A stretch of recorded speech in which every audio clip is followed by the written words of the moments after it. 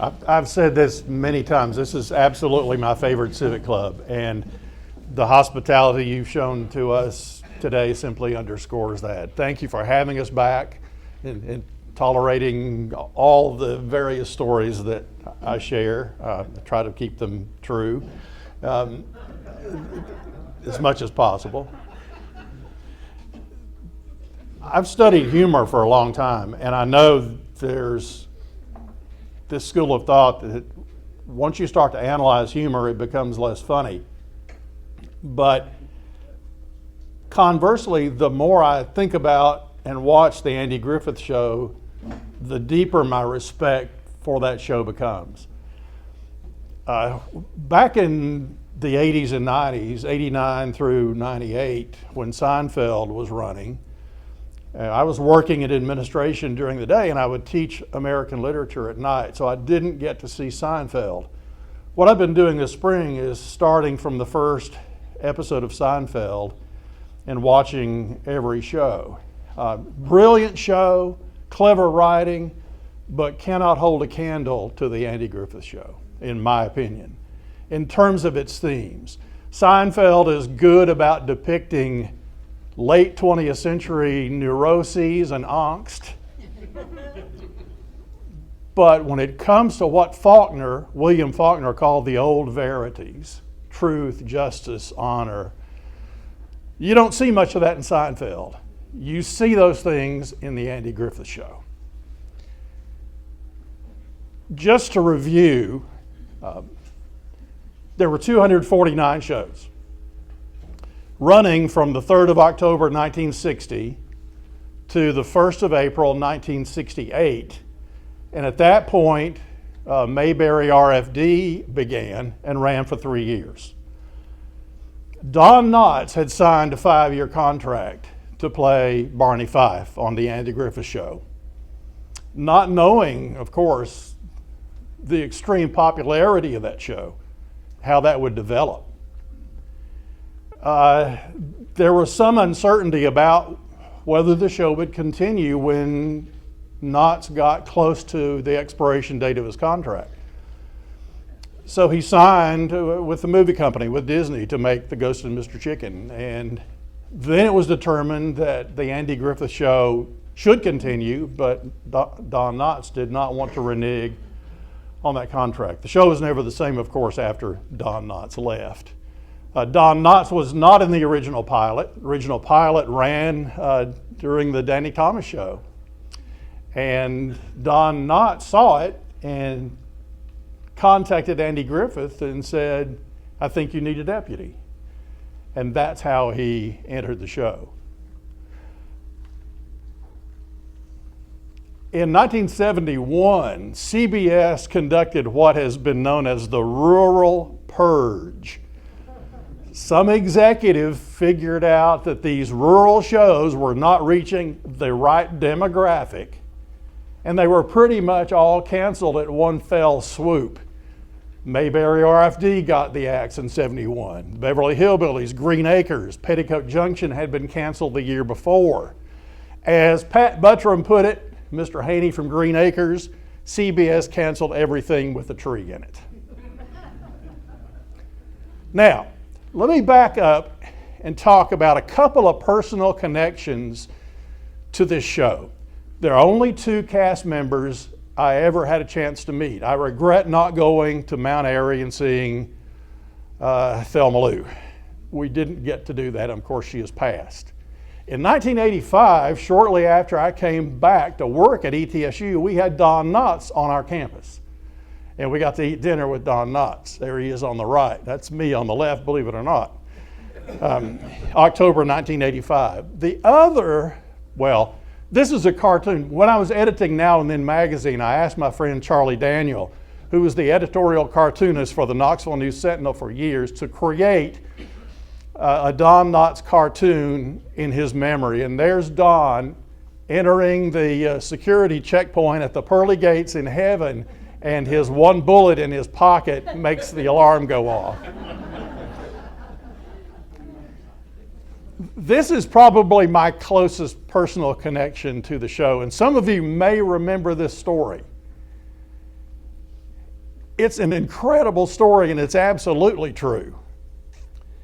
In my hometown, Greenville, Tennessee, in 1968, my friend Calvin Peeler, I got to know Calvin later in high school. He and I took some classes together. Mrs. Betty Paris' speech and theater, for one thing.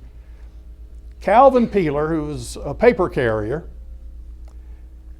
got a copy of the TV guide and noticed on the cover a picture of the cast from Mayberry RFD. And he also noticed they were all white.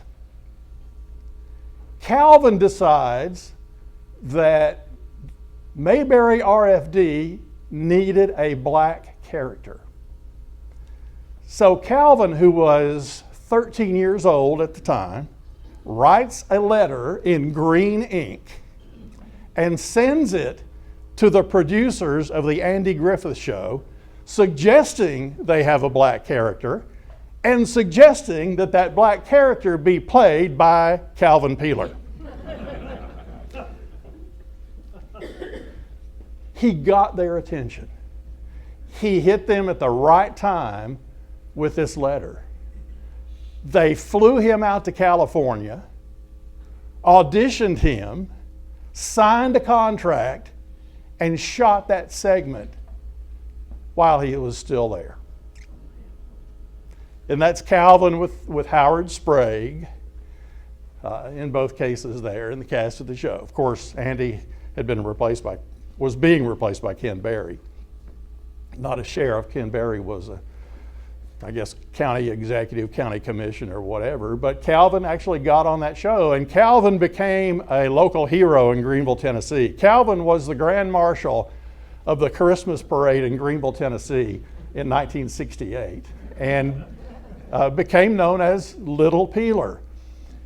Calvin is, I know he teaches in the law school at Whittier in California. I think he's the dean of the law school now. So, incredible story that happened the way it did. Why is the Andy Griffith Show so enduring? Why has it lasted? One of the things I noticed in watching Seinfeld is, boy, these people would have been better off if they had cell phones or if they had GPS so they could find their way and keep track of each other. When you watch the Andy Griffith Show, despite the fact that 1960s technology is radically different, you don't get that feeling. You don't get the what if this was shot in the modern era idea. You don't feel like this would be a better show if it were shot today. Not at all. This is one camera comedy.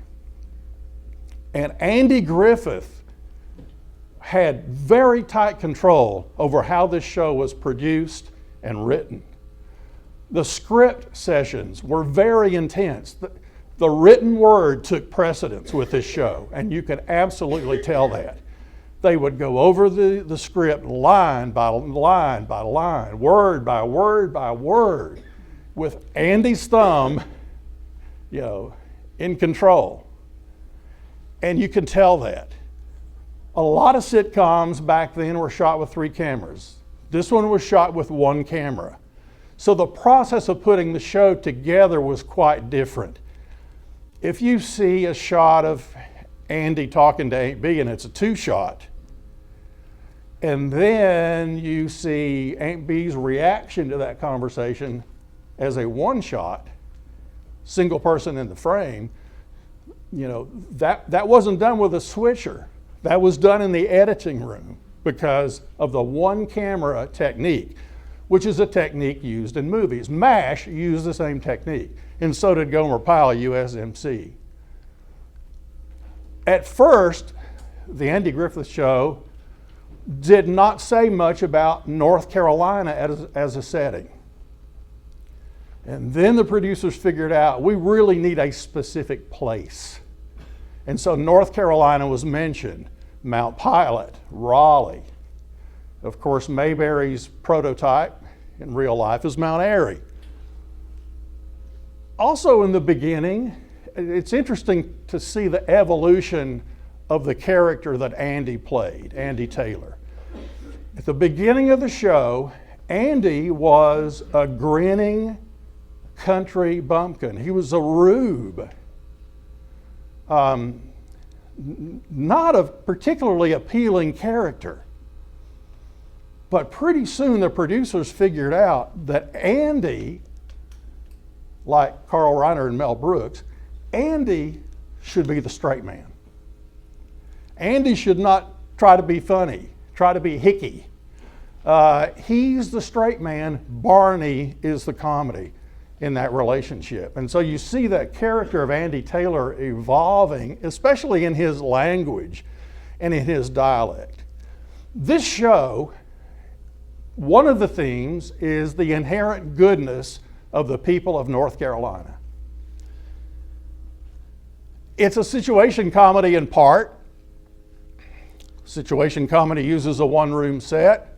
Usually there's some sort of complication. One example I think of is the letter that comes in the mail to the courthouse saying, in order to work as a deputy, you have to be so tall and weigh a certain amount. And Barney was under those limits. So they have to stretch him and fatten him up.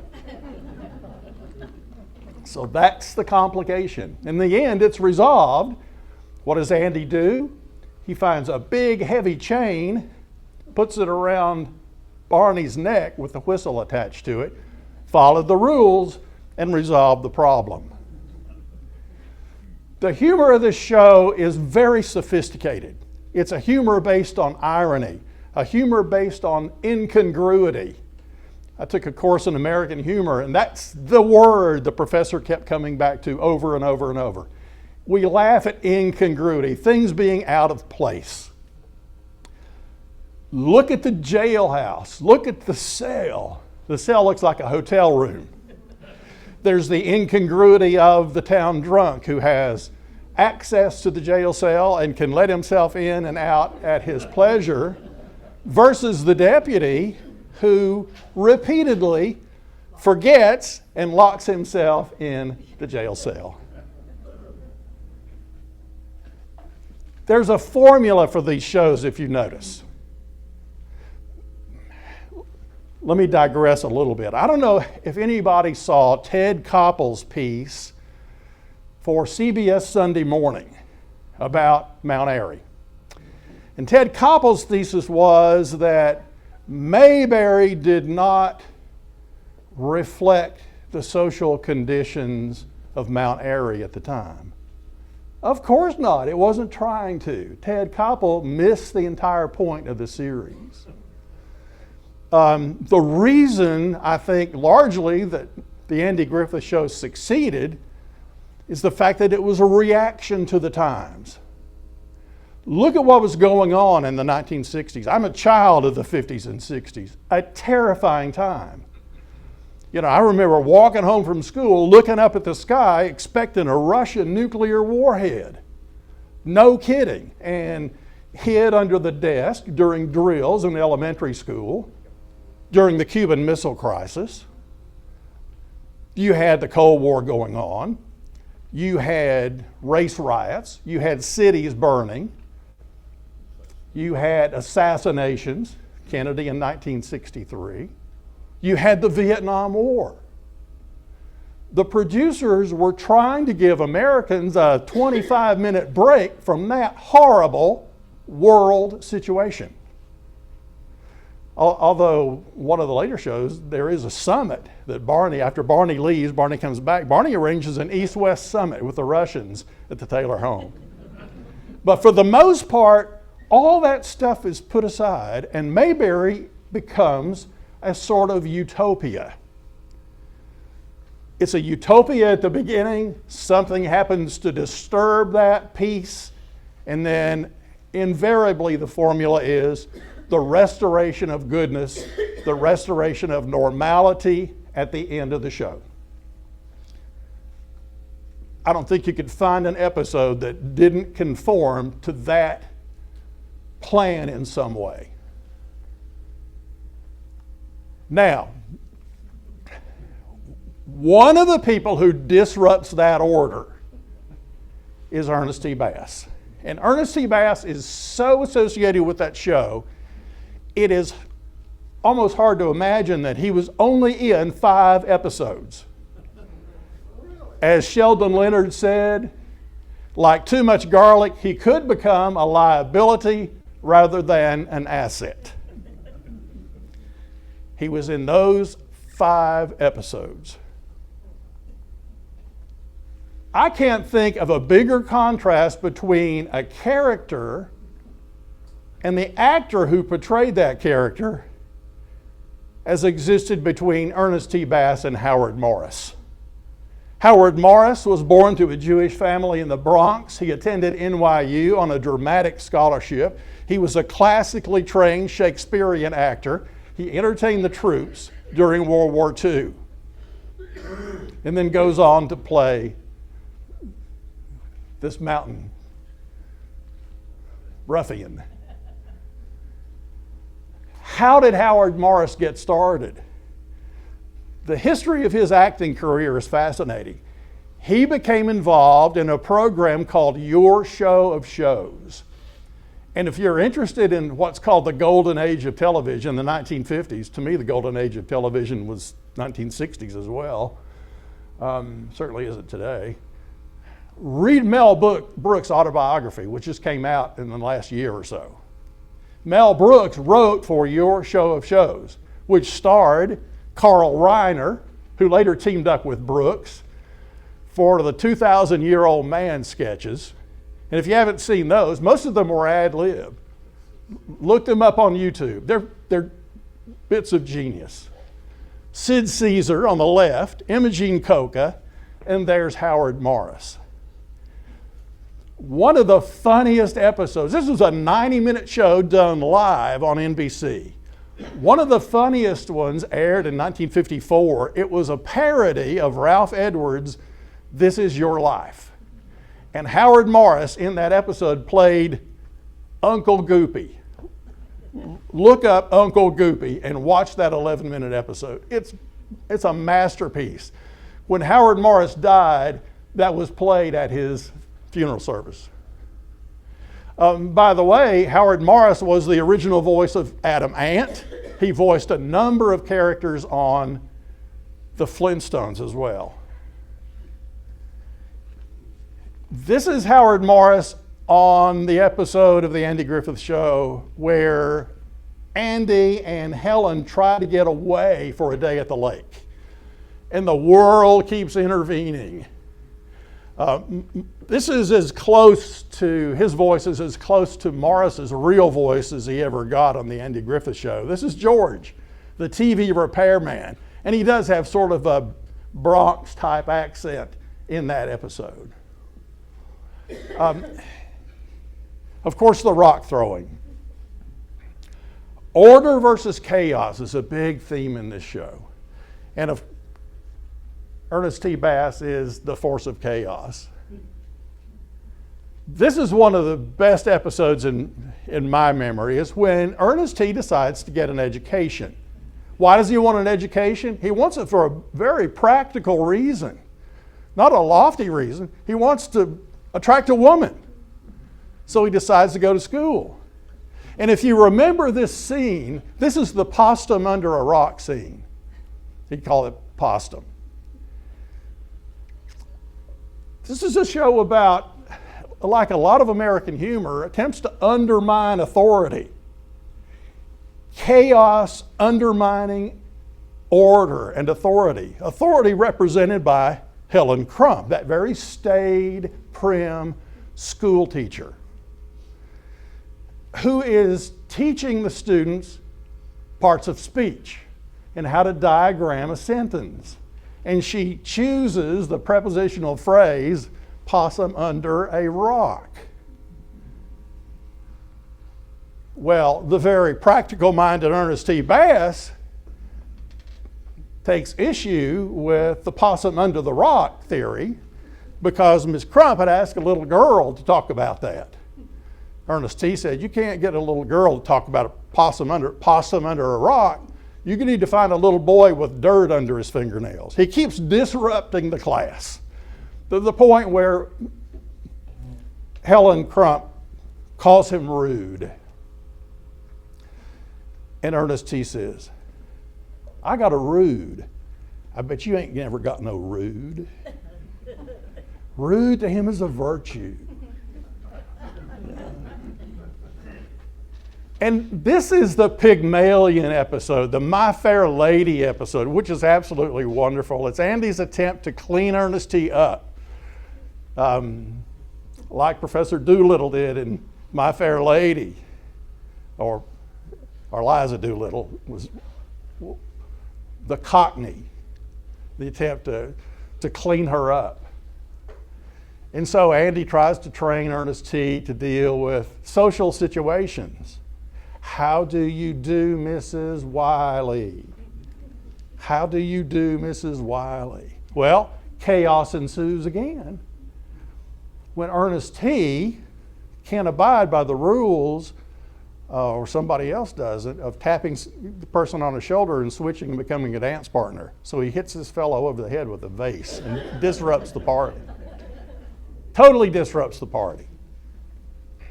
Where did this type of character come from? I called him an American archetype. Where did he come from? Need to wrap up about 5 till, is that right? Yeah. Okay. I think there's a very close connection between Ernest T. Bass and a character that was created in this region by the name of Sut Lovingood. If you've never heard of Sut Lovingood, don't feel bad. I would say 90% of Americans nowadays have never heard of Sut Lovingood. Sut Lovingood was a creation of George Washington Harris in the 19th century, part of what became called the Big Bear School of American humor. Exaggeration, tall tales, outlandish stories in which people try to conquer nature as we settle the Southwest. The humor of the Old Southwest. We were in the Old Southwest right here during that time in the 1850s.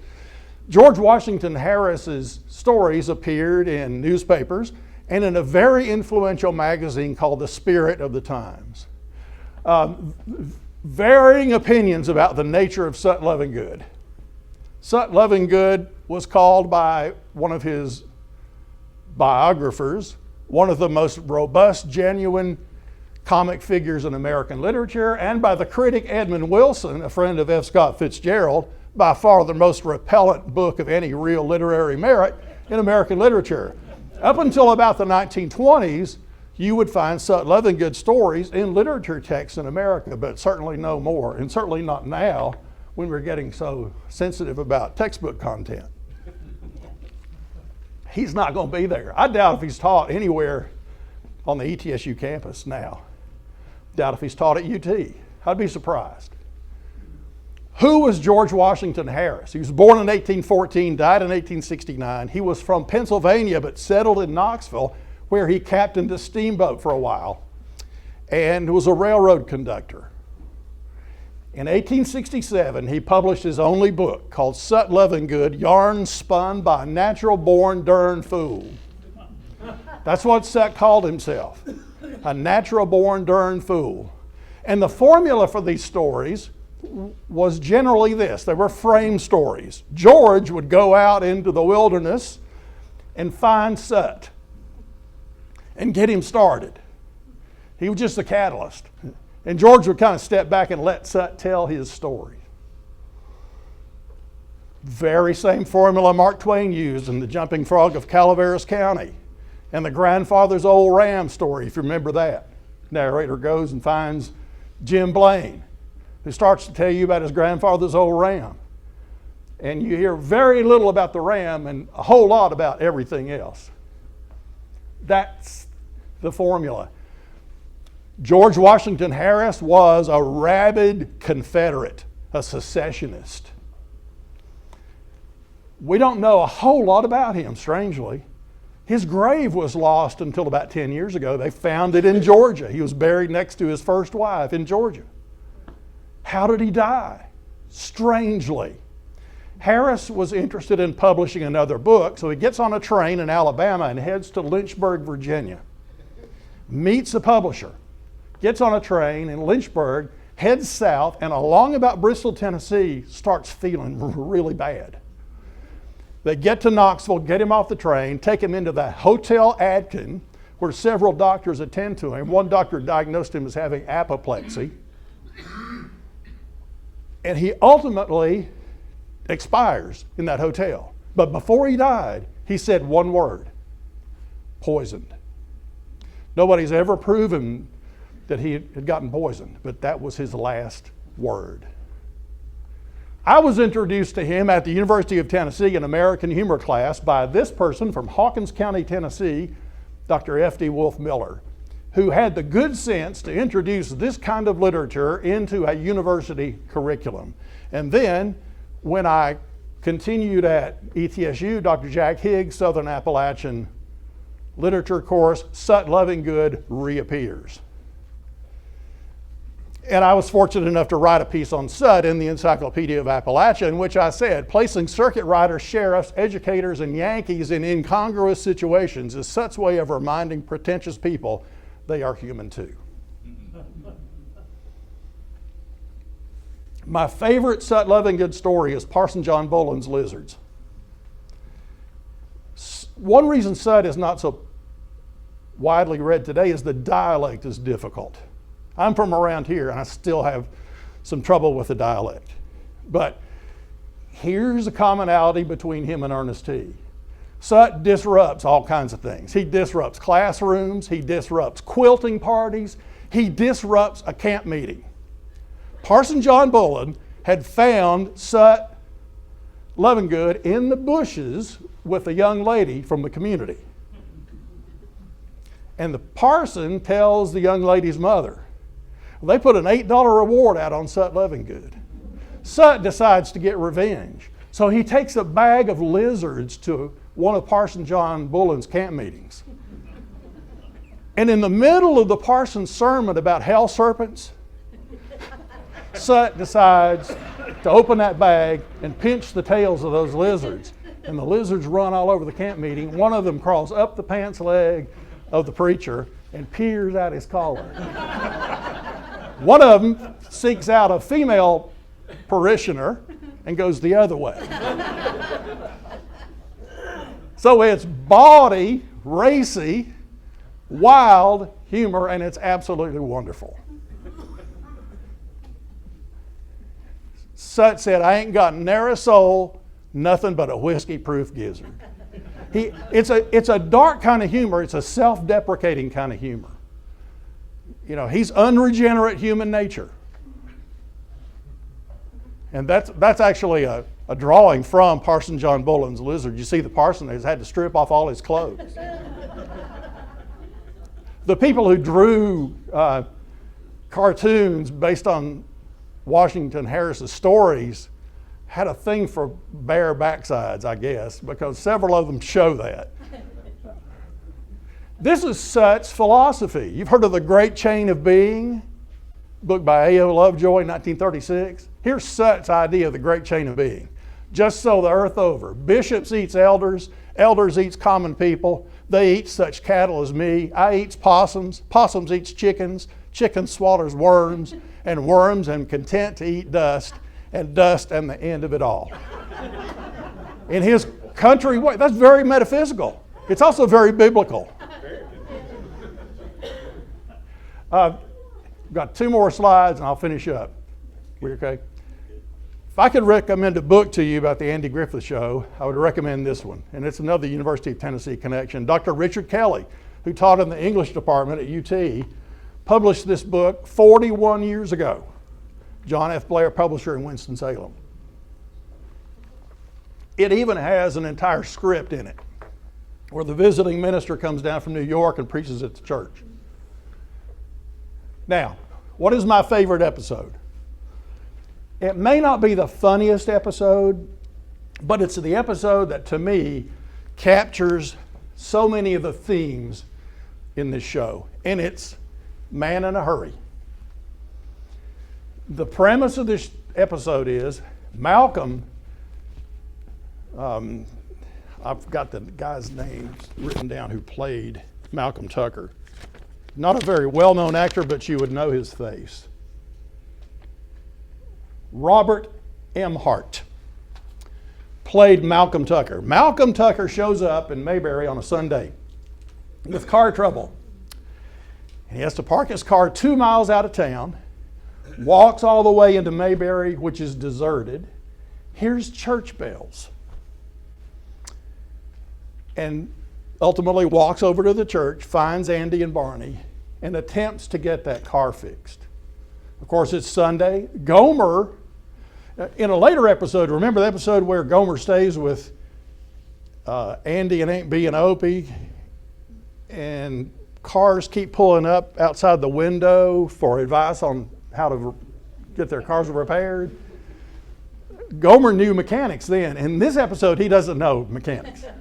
He learned a lot between those two. Only thing Gomer can do here is fill up the car with gas. So they go see Wally. Wally's sitting on his front porch. First thing Wally says when he's rocking in his chair, "You watch out, I'm fixing to rock forward." And Wally gets Mr. Tucker to describe what's wrong with the car. He goes through this series of sounds and, yep, it's a fuel line. Knew it immediately. But Sunday, can't fix it. So they go back to the house. Mr. Tucker has to use the telephone. This was back during the days of party lines. Everybody in Mayberry understood that on Sunday afternoon, the Mendelbright sisters talked for 3 to 4 hours on the phone. Maud and Cora. Maud lived in Mayberry, but Cora was up in Mount Pilot. They were in their 80s. They couldn't see each other. So they spent about 4 hours on the phone. In this case, talking about how their feet went to sleep. And every time Mr. Tucker picked up that phone, he'd hear these voices talking about how the feet went to sleep. Finally, he's exasperated. He butts in and tells him his name. And that immediately starts one of the sisters. "Well, I knew a Tucker," and he's talking about a whole other family. Kind of like the grandfather's old ram story. Well, ultimately, they go back to the house. There's a great scene on that front porch where Andy and Barney are singing Little Church in the Wildwood. And this is another thing. In later episodes, Barney was depicted as not being able to sing. Well, he sings, and he does it quite well in this episode. They're singing Church in the Wildwood. And Mr. Tucker's standing there smoking nervously. After he hears several verses of that song, you can tell it's connecting with him. And he starts to sing a little bit. But then Gomer comes and breaks that up again, makes him nervous because he says, "Goober can fix the car. Goober can take care of the car." So it gets Mr. Tucker anxious and nervous again. And Andy at one point is peeling an apple. "Mr. Tucker, did you ever try peeling an apple and keeping the peel in one piece?" Andy proceeds to do that and then holds that peel up. Mr. Tucker says, "Congratulations." Well, you probably know the story. It was the fuel line. Car's fixed. It's on a Sunday. Mr. Tucker's about to leave. Opie gives Mr. Tucker a lucky penny that had been run over by a train to protect him on his travels. Aunt Bee said, "Don't leave so quick." She goes in the house, gets 2 chicken legs and a piece of cake. "This is better than what you'll find on the road." Gives him a bag to take with him. Mr. Tucker gets in that car and starts it up and starts listening. He says, "Andy, do you hear that?" Car's running perfectly fine. But Mr. Tucker pretends that he hears something wrong with that engine. Andy gets it. He says, wait a minute. I know what you're talking about." Mr. Tucker says, "I think I might ought to stay and let Wally look at this car on Monday." Opie rejoices because he can sleep on the ironing board between 2 chairs, which he calls adventure sleeping. And Mr. Tucker spends the night. So that's a pretty profound scene. There are a lot of profound scenes in that episode. The lesson is there's nothing so urgent in the world that you should be kept from developing human relationships. And Mr. Tucker learns that. You know, in literature, there are flat characters and round characters. Flat characters never change. The round characters do. Mr. Tucker undergoes an epiphany in this episode and realizes that those values, despite the old ladies on the telephone, despite Wally's refusal to get off that front porch, there's something valuable in this little community. And he realizes he ought to celebrate that for another day. Thank you all so much.